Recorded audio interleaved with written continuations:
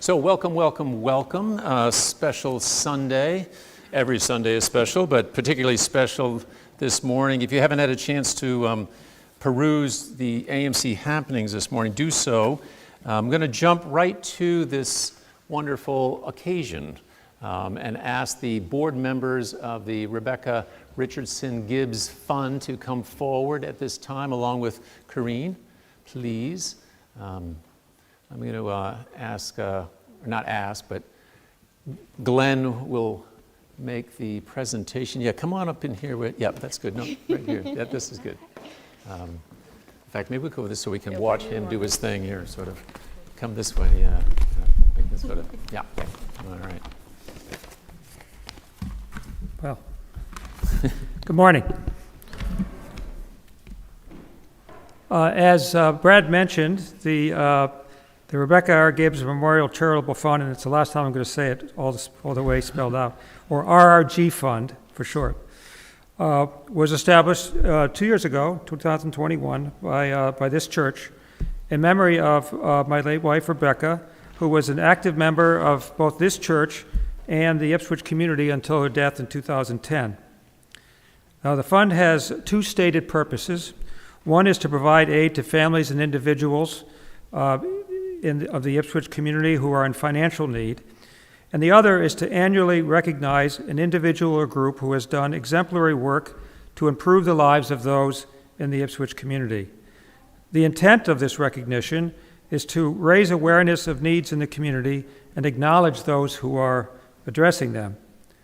Now, we, members of the RRG Fund Board, my daughter Anna, Ellen Coleman, Brad, and missing today is Kitty Bartholomew, who we are fulfilling this latter purpose by presenting our third annual Ipswich Community Service Award, Outstanding Community Service Award, to Corrine in recognition of her efforts in assisting residents of Ipswich's public housing. After working in social services on the North Shore for more than a dozen years, Corrine was hired by the Ipswich Housing Authority, or IHA for short, in September of last year to serve as its resident services coordinator. The IHA provides close to 240 affordable public housing units for families, seniors, and disabled individuals in the community.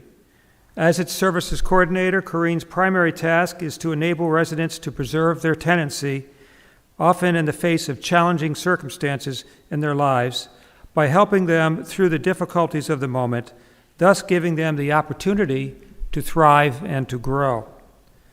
One way that Corrine achieves this is by connecting residents to a variety of local service agencies such as Ipswich Caring, the Open Door, Action Inc., and the YMCA. These services, typically free or sharply discounted, ease the burden of managing household needs with limited resources. Now, a less obvious but equally important responsibility is for Corrine to identify ways to improve the quality of life and sense of community among IHA residents. According to IHA Executive Director Kate McGuire, Corrine excels in both of these roles. Corrine, she says, takes her natural warmth and endearing nature and matches it with her drive and out-of-the-box thinking to provide a unique service to her community. And, Kate adds, rather than get discouraged by the many setbacks and challenges that are typical in her field of work, the trickier the situation, the harder Corrine will work to find a resolution. Now, Corrine knows firsthand both the challenges that face IHA residents and the opportunities for affordable housing and community that the IHA can provide. 10 years ago, as a young single mother with 4 children, she found herself in the vulnerable and fearful situation of possibly not being able to provide for the basic needs of her family. Corrine obtained assistance from Action Inc., where she now serves as a board member representing the residents of Ipswich, and successfully applied for emergency housing at the IHA, where she continues to reside with family.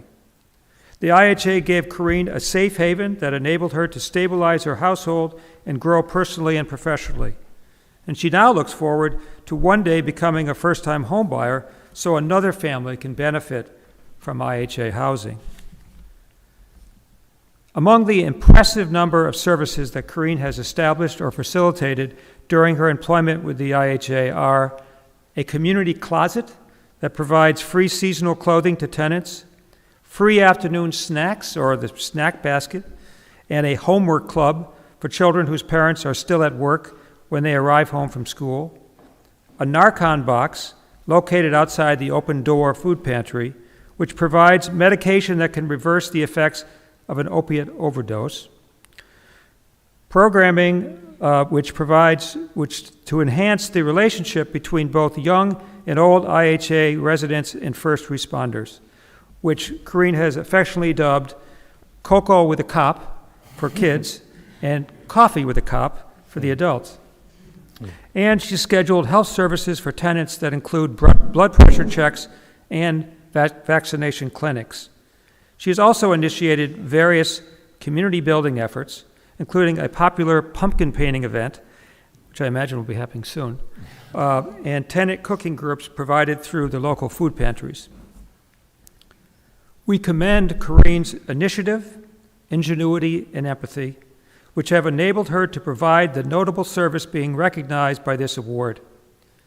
In doing this essential work with grace and grit, she has set an outstanding example of how to be a caring and compassionate member of our community.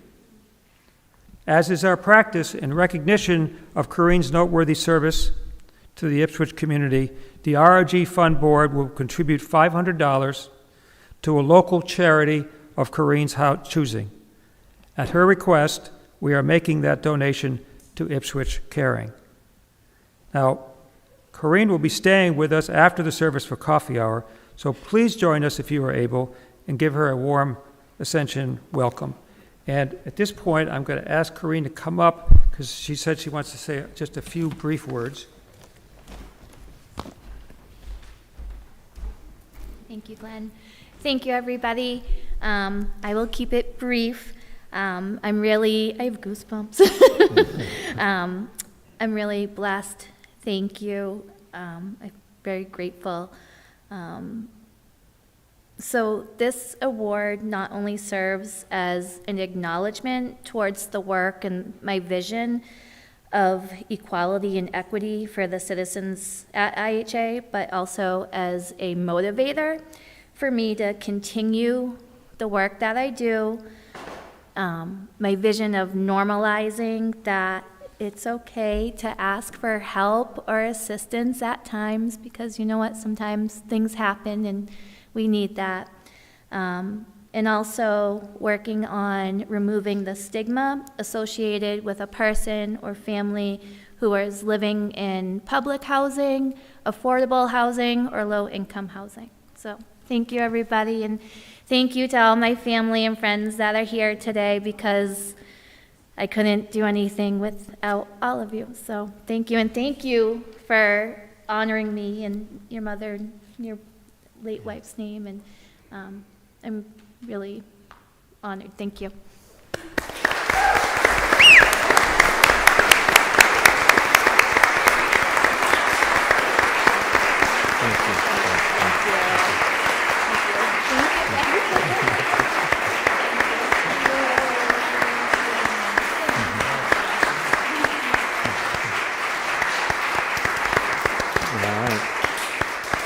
Smile. Get a picture there. Yeah. All right.